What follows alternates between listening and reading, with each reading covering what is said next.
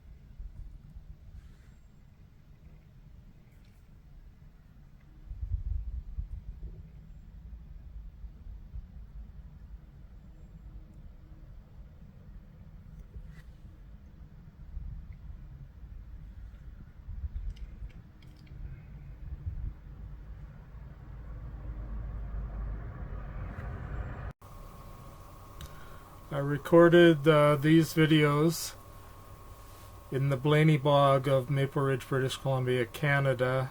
This was done at near sunset. Here's a great blue heron up in a dead peckerwood tree, preening himself. And I'll give you some additional information here while you're enjoying the views of the great blue heron. This is a large wading bird of the heron family, common near the shores of open water and wetlands over most of North America, Central America, the Caribbean, and Galapagos Islands. It is also seen in the Azores, Florida, Florida Keys, and apparently does have some species that migrate to Europe even. So, and there is a white form, which is called the white-bellied heron. The great blue heron has a minor degree of sexual dimorphism, which means that the males and females are difficult to tell apart. In other words, they look alike. So you're probably just looking at them will not be able to tell The males are slightly larger than the females, but otherwise not easily outwardly distinguishable. It has a head to tail length of 54 inches, so about 5 feet, and a wingspan of 54 inches as well, wingspan of 80 inches, so over 7 feet probably, and a weight of 4 to 7 or 8 pounds. Now soon this great blue heron is preening himself, will lose a feather, and here it comes. It's going to come now. It's pulling it out. It's pulling it out. There we go. Lets it go. Pretty big feather. Okay. In British Columbia, the average adult males are 5.5 pounds. Females are 4.7 pounds.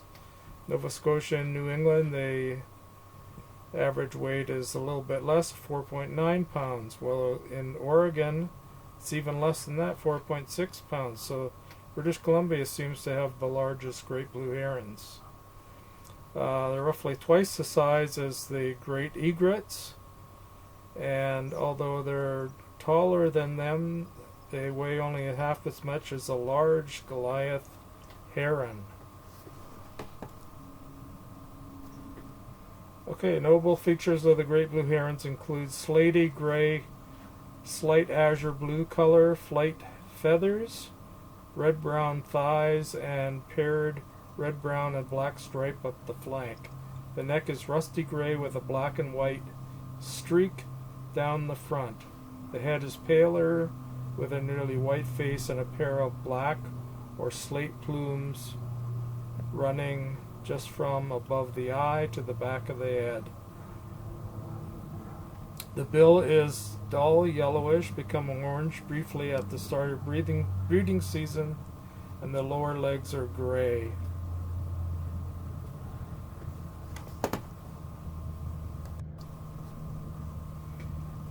Okay, the great blue heron can adapt to almost any wetland habitat in its range. It may be found in a number of fresh and saltwater marshes, mangrove swamps, flooded meadows, lake edges, and shorelines.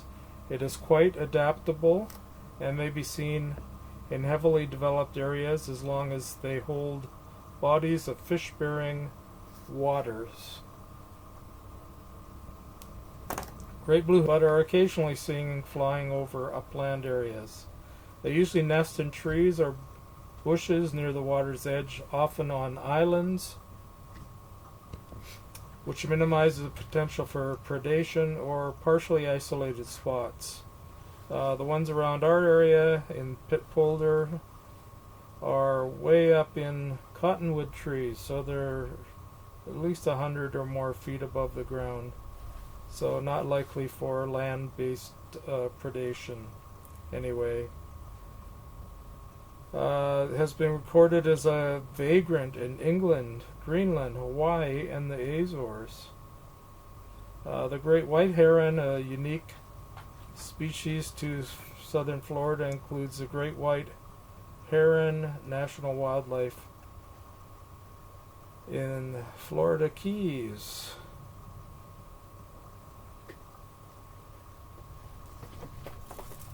Okay, now this bird here is going to gawk. I want you to listen to what this bird sounds like.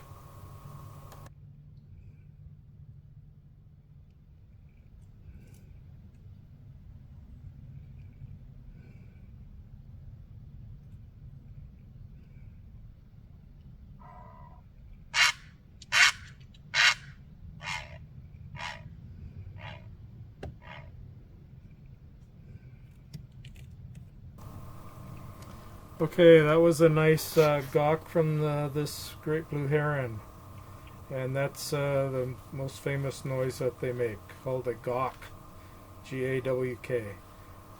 Okay, the great blue heron, the GBH, the primary food for great blue heron, is also known to opportunistically feed on larger fish and a wide variety of shrimp, crayfish, crabs, aquatic insects, dragonflies, grasshoppers, rodents, small mammals, amphibians, frogs, toads, salamanders, reptiles, lizards, snakes, and birds, especially, unfortunately, ducklings.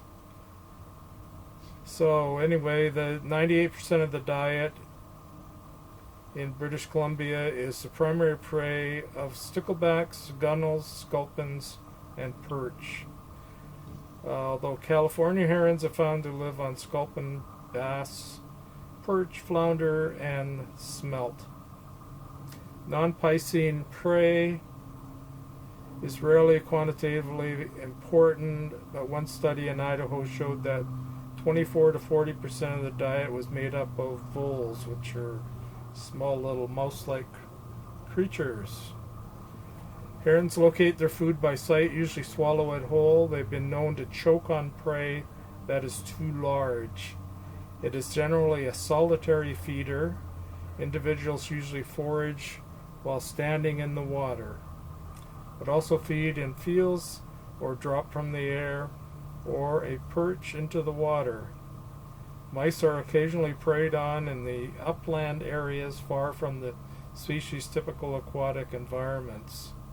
Occasionally, loose-feeding flocks form and may be beneficial since they are able to locate schools of fish more easily.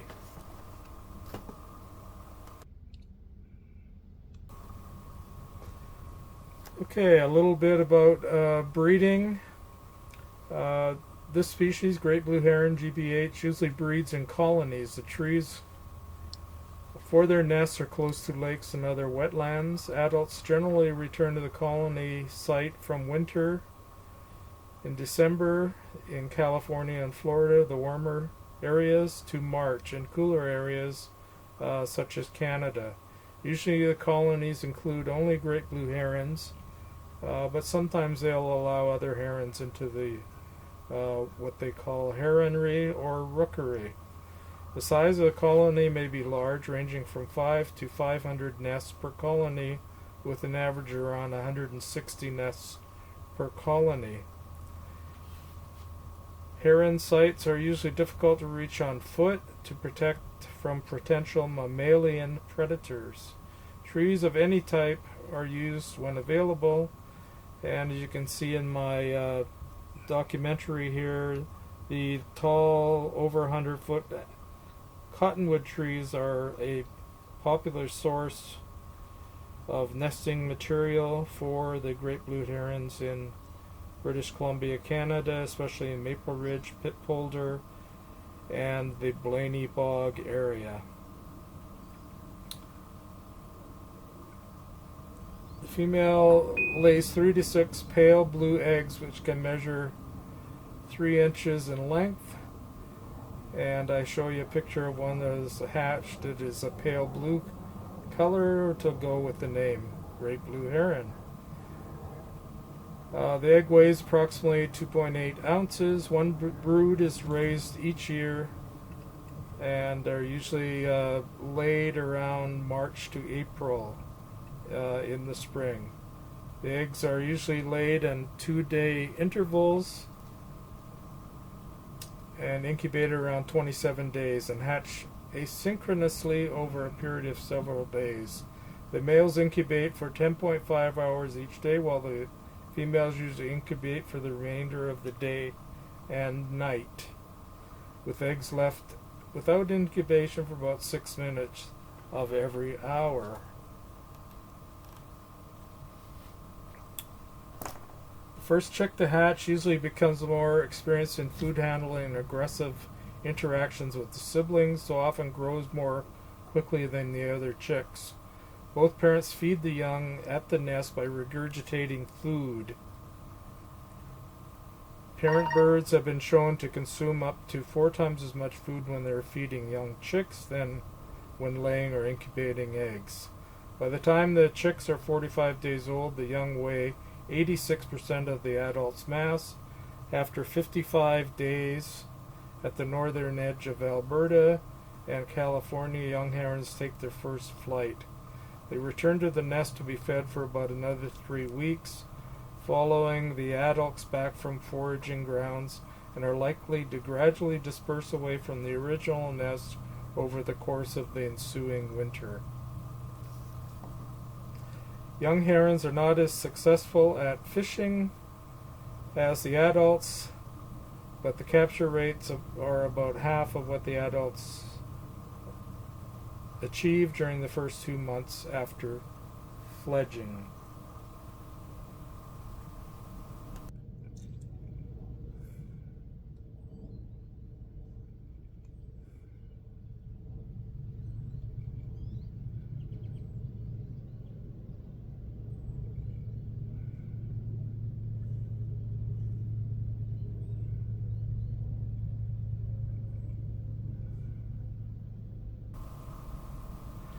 Predation of eggs and nestlings include turkey vultures, common ravens, American crows, red-tailed hawks, American black bears, and raccoons are the largest and most numerous predators to attack the nest. Adult herons, due to their size, have few natural predators, but a few of the larger avian predators are known to kill both adults and the young, including the bald eagle, the golden eagle, and less frequently great horned owls, all of which live in our area in British Columbia.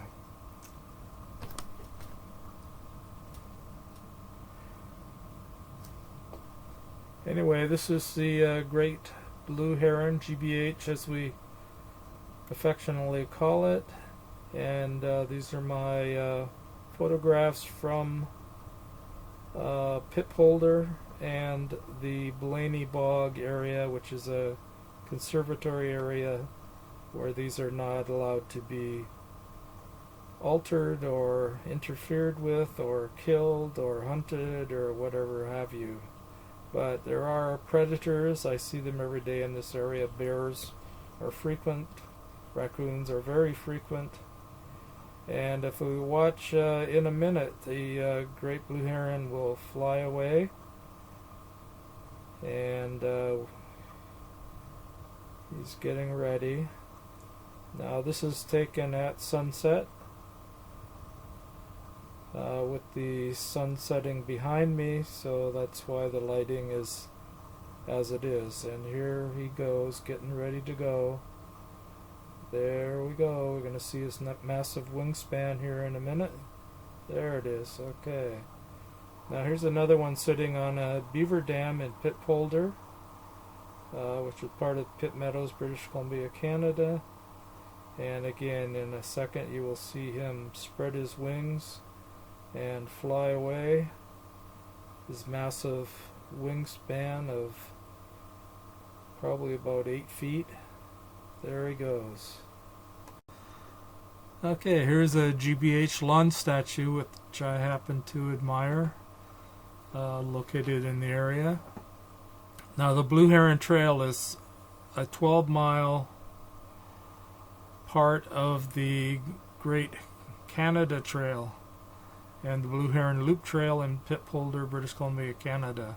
So here you see it's 16 kilometers, but the total Canadian trail is 12,000 miles.